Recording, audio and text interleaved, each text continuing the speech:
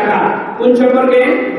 জাকাত সম্পর্কে। জাকাতের গুরুত্ব, জাকাতের বিধানটা কে দিয়েছে? বলেন সবাই, জাকাতের বিধান কে দিয়েছে? জাকাতের বিধান আল্লাহ তাআলা দিয়েছে। এখন সংক্ষেপে কথাগুলো বলছি, সময় সংক্ষিপ্ত। জাকাত দেওয়া ফরজ, ফরজ। এখন কে জাকাত দিবে এটা আগে জেনে নিই। জাকাত দেওয়ার শর্ত হলো নিসাব পরিমাণ সম্পদ টাকা। শর্তগুলো খেয়াল করেন। নিসাব পরিমাণ সম্পদ, এই কথা খেয়াল করেন। জাকাত ফরজ, জাকাত আদায় করার জন্য যে শর্ত সেটা হলো নিসাব পরিমাণ সম্পদের মালিক হওয়া। নিসাব পরিমাণ সম্পদের মালিক হওয়া। এখন নিসাবটা কি আমরা আগে বুঝে নিই যে 7.5 তোলা স্বর্ণ, 7.5 তোলা কি স্বর্ণ, অর্থাৎ গ্রামে যদি আপনি পরিণত করেন সেটা হলো 85 গ্রাম। কত গ্রাম?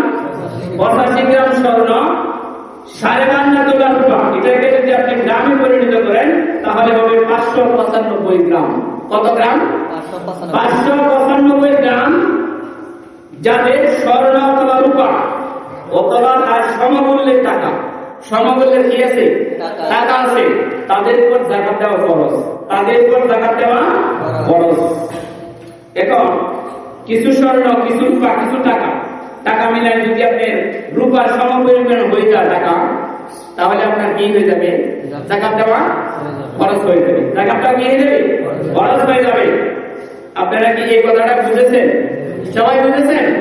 এটা হলো নিসাব পরিমাণ সম্পদের সিস্টেম। 2 নাম্বার হলো স্বাধীন হওয়া। 2 নাম্বার কি? কোন গোলামের উপর যাকাত ফরজ নয়। এরপরে হলো যাকাত ফরজ হওয়ার আরেকটা শর্ত হলো পূর্ণ 1 বছর হওয়া। কতদিন? এই মালগুলি আপনার কাছে কতদিন থাকতে হবে? পূর্ণ 1 বছর। পূর্ণ 1 বছর যদি থাকে তাহলে আপনার কি হয়ে যাবে? যাকাত দেওয়া ফরজ হয়ে যাবে। যাকাত দেওয়া কি হয়ে যাবে? আর একটা হলো অতিরিক্ত হওয়া। বুঝেন না লাগে? এই সম্পদগুলি আপনার পারিবারিক কাজে আসে, তাইলে হইতো না। এই সম্পদগুলি আপনার কি আসতে হবে?